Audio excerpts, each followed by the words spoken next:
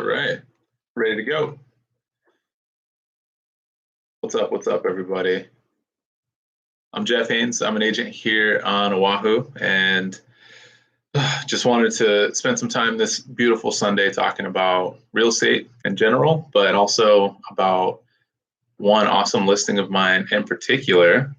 I'll share the information on the listing in the comments as soon as I find the site. Cool. And I guess I did want to just talk a little bit about what the market's been doing, what I've been doing as an agent here with coronavirus, the coronavirus pandemic, how different things have been. So, all right, boom. There is the website for this beautiful Makaha listing. So Makaha is west side of the island. This property is literally just a minute away from the beach. You don't have to drive. You can just walk straight to the beach.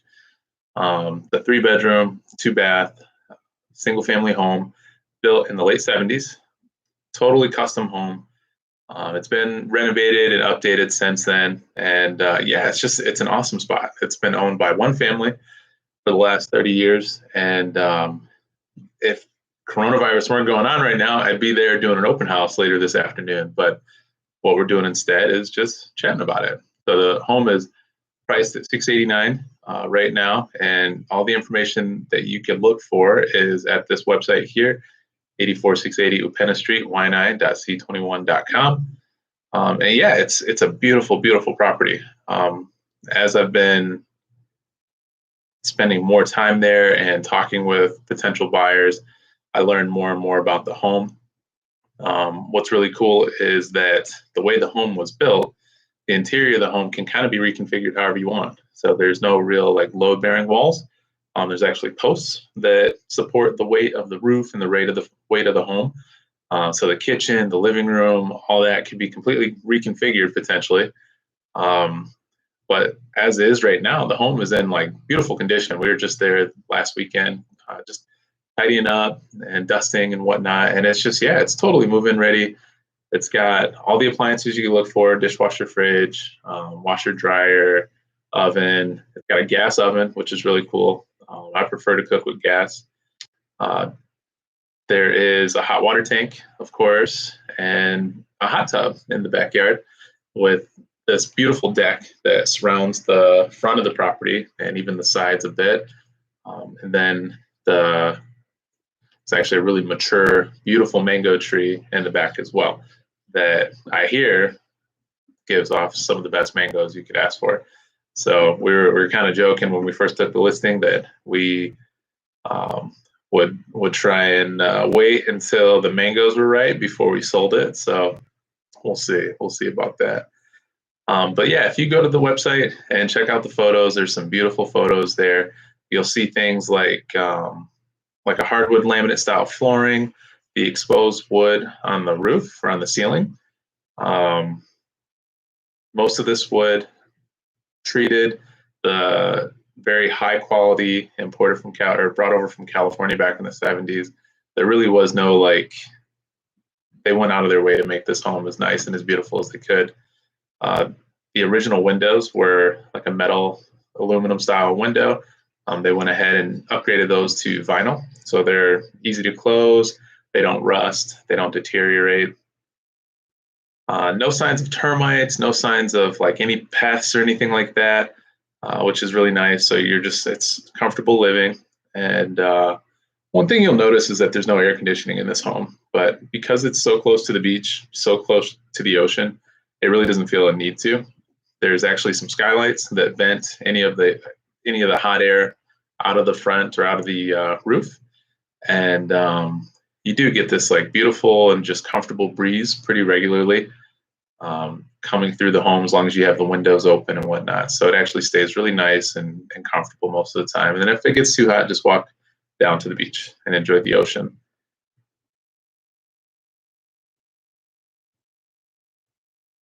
Yeah, it's a beautiful home. I'm scrolling through the pictures again. And an awesome family lived there for many, many years. The family that owned it, they did some awesome parties every year that kind of brought the block together. And kind of it's something to talk about too, because this area is like a coveted area in and of itself. So I'll actually post like the Google Street View. There's a couple neighborhoods like on the Leeward Coast. Let's see, just copy and paste that. Yeah, there's a couple neighborhoods on the Leeward Coast that are little like, or I should say, big cul-de-sacs basically. So they're just a couple feet off the main road, and it's really cool because it's kind of out of the way, and there's no real reason for people to drive through these neighborhoods. So most of the time, it's just you and your community, and there are a few vacation rentals, but most of the owners in the area, they know each other. They've owned for quite some time, so they do right by each other, which is really cool. And when I hosted open house back before coronavirus picked up, I spent a lot of time getting to know the neighbors, and they were very cool, nice people. They would come introduce themselves, tell a story about the old owners, and they're all looking forward to welcoming the newest homeowner to take on residence in Upena. And yeah, it's a beautiful neighborhood with a lot of families that have been in Hawaii for a long time, and a lot of families that have been for a short time. But it's really cool because I always tell people this, like if you move into an area with a lot of families that have been there for a while, the real expectation that is there for you is just to bring the aloha, to be nice, to welcome people, to be courteous and respectful. You don't have to worry about like going out of your way to do anything crazy, like, baking cookies or pies for the neighbors or anything, but just, say hi to people, be respectful, be mindful that you're new, and people will welcome you. And it's really cool. That was the treatment that my wife and I got when we came to the island. And that's kind of what we noticed.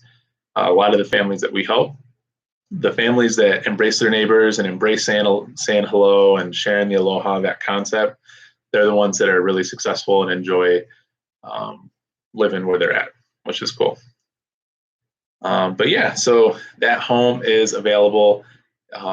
Anytime anyone wants to see it, you can call me. I'll put my phone number here, or you can obviously go to the website and request a showing through the website. But yeah, it's available for anyone who's interested. And to talk a little bit about showings right now, because of the coronavirus, like there's certain rules on the island right now that restrict business activities, that restrict even leisure activities. As of yesterday, we're allowed now to go and like go back to the parks and do like one-on-one sports or whatever, certain one-on-one sports that allow for social distancing requirements. But yeah, so with that, rules seem to be loosening up a bit since the curve is flattened, I guess. Communication hasn't been super clear, at least in my opinion. Seems like we're getting different information from different people. But as a realtor, for the last 2 months, we've just gone ahead and taken extra precautions. So we're being super mindful of what surfaces we touch anytime we go into a home. If it's my listing, I always clean it before people come in to see it. And then after they leave, I'll clean it again, just kind of wiping down those common surfaces or anything I noticed that they touched, just to be respectful of the owners, not assuming that anyone is, dirty or sick or anything like that. But it's a good practice to increase cleanliness. And then some realtors you'll even notice, we'll ask like, hey, have you traveled recently? Because it's not our job to enforce the quarantine that the government's enforced here, but we do want to be mindful of exposing our owners or exposing ourselves to any additional risks. So there has been additional questioning. Have you traveled recently? Do you or anyone in your family show flu-like symptoms? What are you willing to wear? Personal protective equipment, a face mask or shield, stuff like that. And I notice most people, as long as you're pretty transparent and honest about it, they're willing to do their part to, keep things clean, be mindful, be respectful. So that's been kind of new. Last year we didn't do that. We would just walk into a house, open cabinets, open doors, not super worried about getting sick or making contact with anything out of the norm. But I think this is actually a practice I'll take on for the foreseeable future, is just to invest in a little bit more Lysol wipes and making sure that we're keeping the place nice and clean and doing as much as we can to protect ourselves and others. Some properties that my buyers have wanted to see aren't even available to look at. Like the listing agents or the owners, for whatever reason, they don't want to do any in-person showings whatsoever. So no exposure to other people.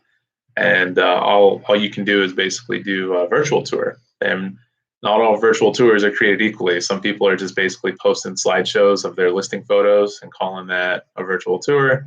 That's not a virtual tour. Some people have invested in getting the Matterhorn, like 3D imagery and whatnot. That's, I would say, a little bit closer. And as long as you can interact with that, that's what I would consider a virtual tour.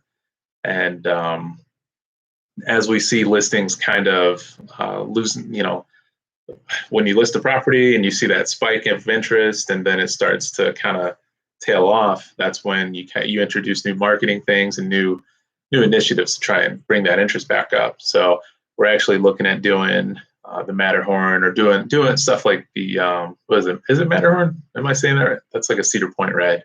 I think it's something else. Let me look. Matterport. That's the 3D tour. Yeah, that's funny. Matterhorn's a roller coaster in Ohio. Matterport is the 3D virtual tour. That's funny. But yeah, like we're looking at investing in that for some of our properties, because the standard is professional photos, in my opinion, even though not all agents do that. At the very least, you do professional, well-taken photos.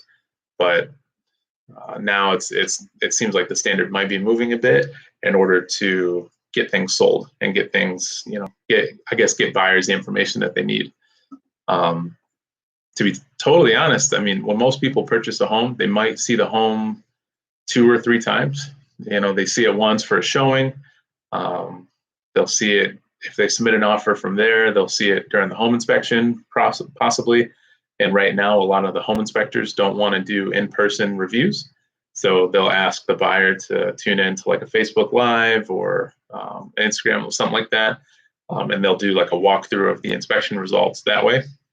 So that's kind of new. So that, buyers that are buying right now, they might be losing their opportunity to see the home one more time, and then you'll see it for the final walkthrough. And I just had a situation recently where my client, luckily my client actually lives on another island. He was buying a home here on Oahu, but he lives on another island, and he was in quarantine during our final walkthrough. So the way the final walkthrough worked was I went and I did a full video tour with him on the phone, and we, zoomed in on things of interest, and we talked through. It took about the same amount of time as it normally would.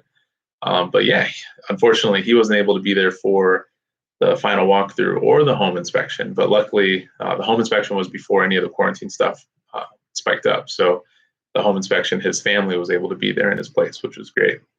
So it's interesting because I've had to experience buyers not being accessible while we're in escrow, buyers not being able to make appointments and whatnot, even before all this took place. So none of it's like too shocking. The things that have been really different is just seeing how lenders and our escrow partners, how they change. And it seems like they're kind of taking the changes in stride. I've heard that our escrow teams that we usually work with, that they're just working from home. They're just straight up, they're not going to the office. They're not taking appointments or anything like that. They're just working from home.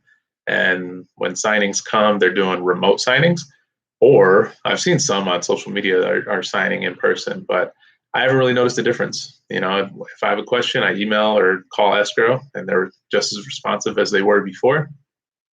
And the same thing with our lender partners. Our lenders are, very responsive. They're very active. We go out of our way to work with some of the best lenders, so they tend to be proactive, and they're taking initiative to avoid issues and whatnot. So there hasn't really been a whole lot of differences there. One big thing is that interest rates. I just hear so much about interest rates. Like, basically, I'll have buyers that are interested in a home. they'll already have a relationship with their bank or with a lender that they've met possibly. But everybody wants to shop, and I think everybody's talking about interest rates. So it's like it's like a big buzzword. And what I'll do is, if my clients are interested in shopping the rates at all, then I'll introduce them to the lender partners I work with. And it's been kind of interesting because interest rates, I've heard this time and time again, and I hope this isn't the first time anyone else is hearing it, but interest rates depend on a lot of factors. So for someone to like just throw out there like interest rates are X%, it could be, but there's a chance that it won't be. If your credit score is lower or higher, if the loan type that you're seeking is, depending on the loan type, is it conforming, the amount, is it a condo or a single family home? Like there's all these factors that come into play. And then even beyond that, what type of loan are you actually using? Who's using FHA, USDA, VA, conventional, whatever? They're not all the same. And all those factors kind of play into this big picture that will decide ultimately what your interest rate is. So people that just say flat out like, hey, interest rates are X%, you should go and refi, or you should go and buy a home. It's just advertising. I think it's like bait to throw out there, get people interested, and then they come. So don't be disappointed when you talk with a lender and the lender says, hey, yeah, and the interest rate's actually going to be a little bit higher for you because of A, B, and C. But don't be disappointed ultimately, because two things. One, you can shop. So if you talk to a lender on day one and they say X rate, you should probably talk to another lender that same exact day and ask them, hey, I just talked with another lender. My credit score is this. I want to buy this. What rate can you give me? And that'll, as long as it's within like the same day, that's been the closest comparison that I've seen, because rates can change day to day. But also that information, like lenders can like throw out like a super low rate, but then the next day it can change. So you want to keep in mind that rate that they're advertising is as if you were to get a accepted offer that day. Then they can take that purchase contract, lock your rate in, and you're good to go. But if you don't have an accepted offer, you're just kind of listening to them throw out hypotheticals. It's like, what would my rate be, not what is my rate. So, and then, yeah, don't get disappointed because of that. Like, you can shop other lenders. If you have a relationship with a lender, I would just say, tell them, hey, I need to do what's right for my family. I'm looking for the lowest rate possible. People understand that, as long as you're not like deceptive, or as long as you're not middle of the contract and trying to, bounce back and forth, or make them fight each other basically for your business. Like, just find a good deal, be happy, find the balance of good deal, good service, because not all lenders are created equally. So you definitely want people that are going to be there to help you and educate you and support you. So yeah, just find out what's important to you, and lenders will help you get that done. But ultimately, I just want to say that interest rates as a whole are historically low. So mortgage rates over time, actually crazy low. I heard a rate the other day that was like 2.75. That's pretty awesome, right? But if you compare mortgage rates now to, let's say, 2006, so average mortgage rates, I don't even know how to do this, but let's see. Okay, the average rate on the 30-year fixed mortgage was 6.79% for the week of July 6th. And that was up from 6.78%. The highest level since May 2002, when the 30-year loan rate stood at 6.81. So, and this is a while ago, but just to give some perspective, when home prices were very, very high, 2006, 2007, 2008, kind of at the cusp of the bubble, mortgage rates were very high too. They were floating upward close to 7%. We're less than half that now. People are getting mortgages for 2.75 and getting money back from the lender to help towards closing costs, which is amazing. So if you get a quote for 4% or 4.5%, don't feel bad, don't get angry. That's actually still historically an awesome, amazing deal. So So yeah, I don't think we always keep things in perspective. So it's a good thing to think about. You're still qualifying for a mortgage, which is great, and you're still getting historically a pretty awesome interest rate. So I wish I knew when the interest rates would change. Like,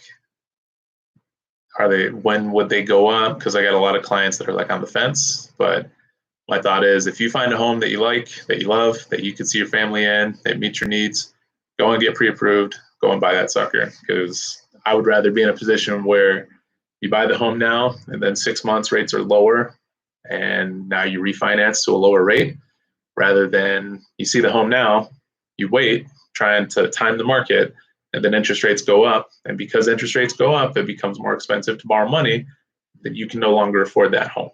So I would say don't count on that situation. Just, yeah, if you can afford the payment, if you're happy with the home, you're in a position to do that, I'd strongly encourage you to take advantage.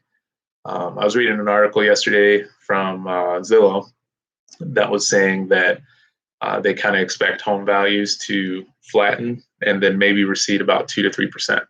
So it's not bad for buyers. That's not actually a bad situation for sellers. The market is cyclical, right? So if you look at longer term periods, it's always going up, upward angle. But in the shorter term, it goes up a bit, down a bit, up a bit, down a bit. So it's totally okay. It's totally expected for values to kind of adjust here and there. Maybe this just isn't the time to sell. If you have to sell, just make sure you're exploring all your options. So you could potentially rent out your home.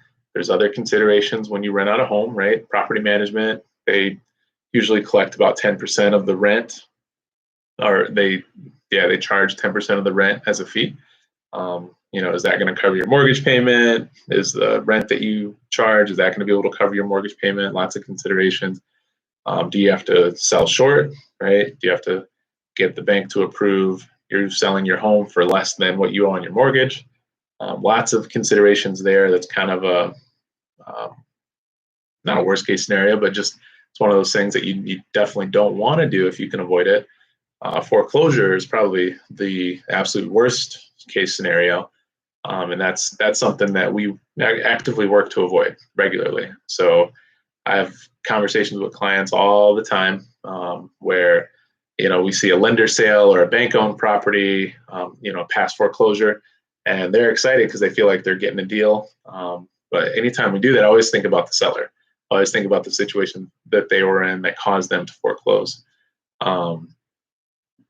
I know it's tough. I don't know anyone's circumstances in particular per se, but I've been exposed to foreclosure, and I know it's not easy for people. So we've taken it upon ourselves to educate ourselves on the process behind short sales and foreclosures, to ensure that we can help our clients and just be a resource for people.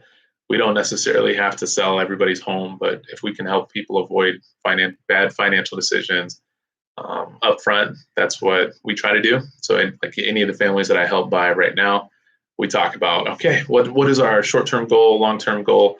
Okay, you're going to buy this home. Are you able to afford the payments? And let's look at all the payments. Let's look at all the maintenance, and let's look at the big picture, renovations, whatever. Let's make sure you're comfortable with that. Okay, cool. Check that box. How long do you want to own this home for? A lot of my clients, they're on 3-year cycles with the military or Department of Defense. So their plan is to buy now and in 3 years sell. And that's tough. That can be really tough. So what we look for a certain type of home that's really either undervalued or in a geographical area that's high demand, there's just so many factors. We just try to stay away from the nicest and highest and the biggest on the block, because if you're trying to sell that in 3 years, what happens is you're probably paying a premium because it's the nicest, the biggest, the highest priced on the block. It might even be competitive, so you might be paying above and beyond what the list price is. And then 3 years down the road, we'll look at the market activity and we'll see that home was its highest comparable. And that's a scary position to be in, because that means that no other home in that area is valued as high as yours. So it's hard to it's hard to point to anything and say, hey, we've increased in value. Because if your neighbor increases in value over time and their home is, smaller or has one less bedroom or something like that, then you can easily make the case that yours has increased. But yeah, we try to just look at very specific what your situation is, what your goal is, and prepare you.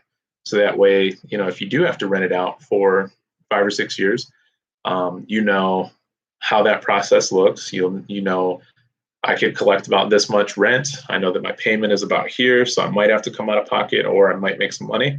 And then when you sell as a non-resident, how that impacts things. And yeah, these are kind of normal conversations that we have with people, coronavirus pandemic or not. And like the major changes that the coronavirus has had is really just around getting people into the homes, showing the homes, and financing becomes a little bit more like you have a little bit more of a magnifying glass on people's financing now.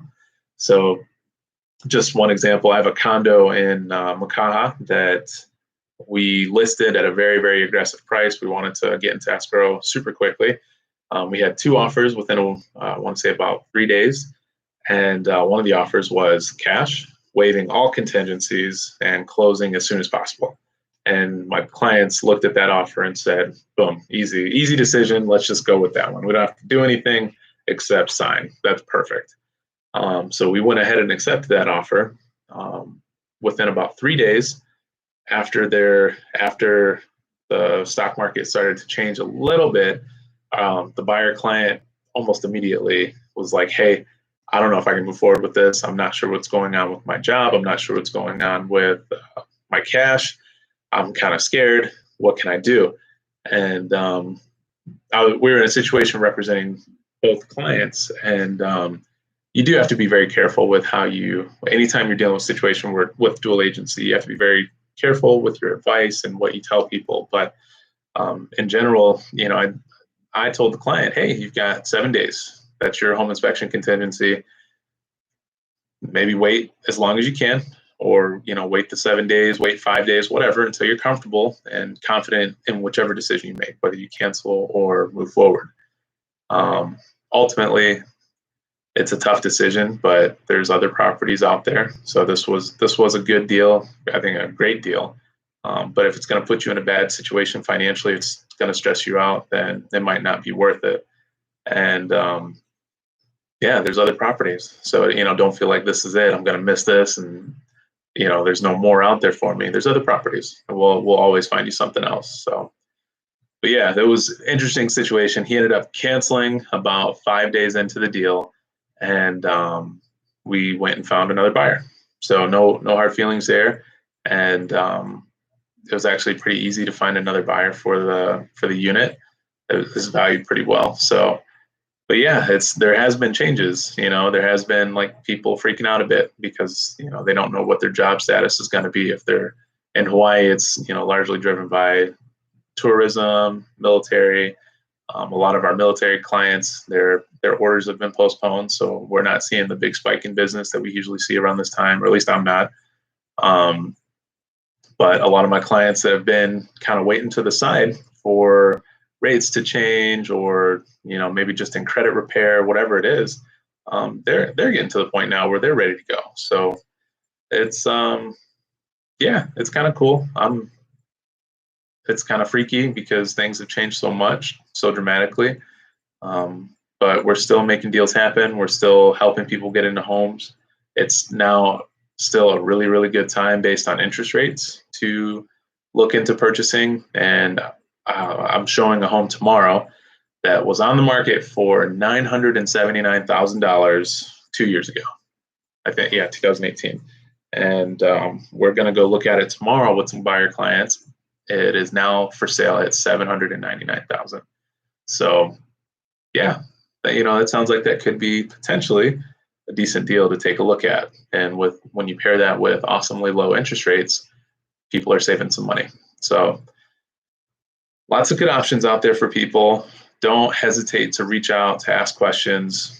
Even if you don't buy now, that's actually the norm. Like, I don't know if most people, when they want to buy a home, they think like, all right, I'm just going to decide and then that day I'm going to go and find one, and then I'm going to sign the papers the day after. It's a process. Clients that I'm working with now, I met 3 years ago. I met a year ago. It rarely happens, but I do meet people at like open house or on the first showing, and we get them into a home within 30 days. But that happens less often. More often, it's let's sit down, let's talk through the process, let's have a Zoom meeting or a YouTube live, and see where you're at, and see how we can get you where you want to be.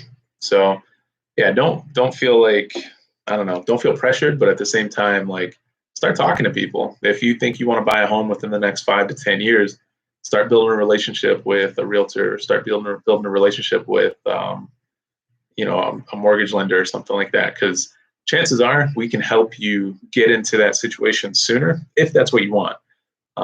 Just because we know the market. I see homes every day, and I've got like this running list in my head of 20 or 30 clients that I know what they're looking for. So every single time I hear about a foreclosure coming up, or I hear a neighbor say, "Hey, I'm thinking about selling," or I've got I got 2 properties that will be coming into market soon, but I've already got my own clients interested in them. Hey guys, this is a condo in this area. I know you mentioned you were interested in it, and so a lot of realtors have that at their disposal if they're full time and they're working. So start the relationship now, start the conversation now, and hopefully we can get you into a home sooner than expected, and you'll be happy. So, but yeah, so that's about it for today. I think we'll wrap up. Coronavirus, it's been tough, but it's been good tough, and we're still helping people and taking care of people. So if you need help buying or selling real estate here in Hawaii or in Michigan, or to be honest, anywhere in the country, don't hesitate to give me a call, shoot me a text. Here to help and here to guide you in that way. So again, Jeff Haynes, Century 21 Island Homes. Look forward to chatting with you guys. Aloha.